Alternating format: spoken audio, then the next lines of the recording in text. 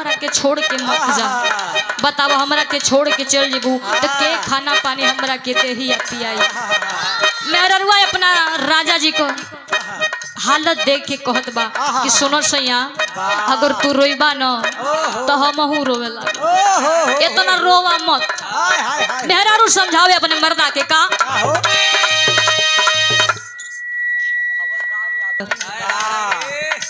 यही से ए भाव के सुन के दहलन हो।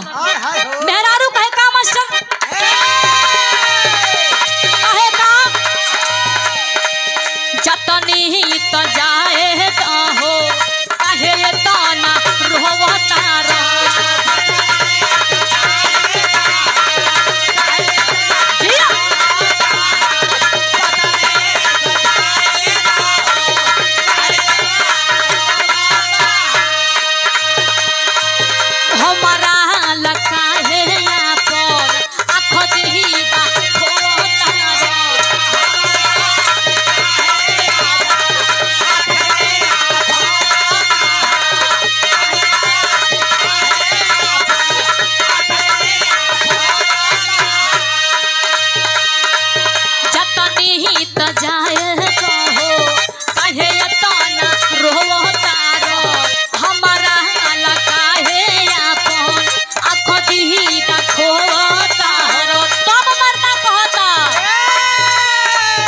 कैसे हम खाइब कैसे सूत बसे जरिया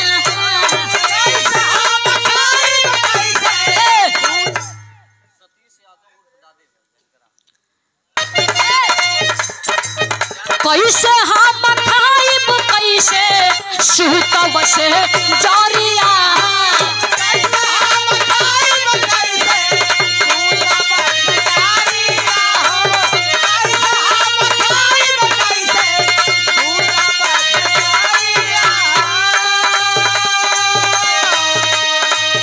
कैसे हम खाइब कैसे सूत बसे जरिया लेल चल नैहर संघरे लेल चल नैहर संघरे हमके जरिया लेल चल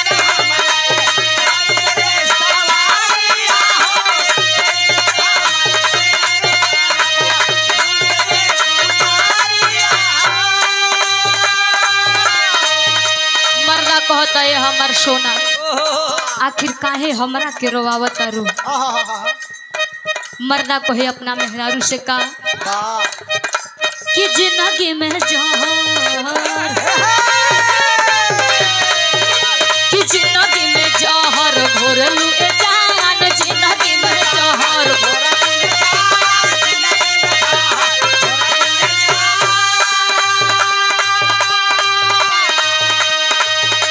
कि जिंदगी में जहर घोरलू ये जान जिंदगी में जहर तो अपना पियावा के हई दिलवा काहे तोड़लू ये जान।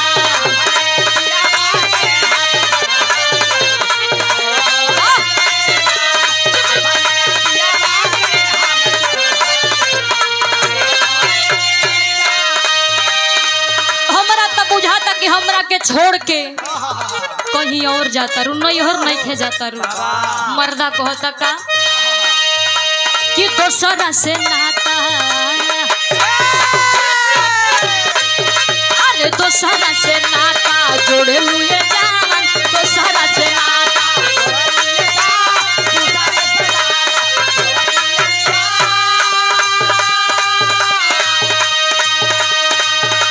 कि दोसरा से नाता जोड़े लुए जान तो अपना पियावा के हई दिलवा काहे तोड़लू तो अपना पियावा के हई दिलवा काहे तोड़लू ये जान।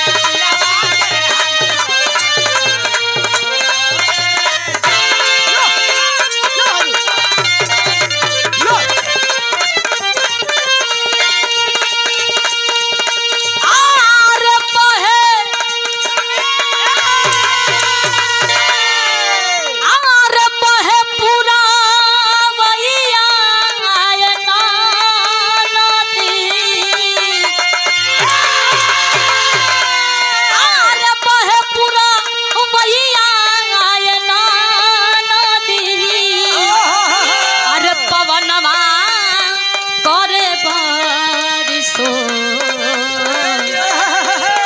राजा जी के तूराल देहिया स्वामी जी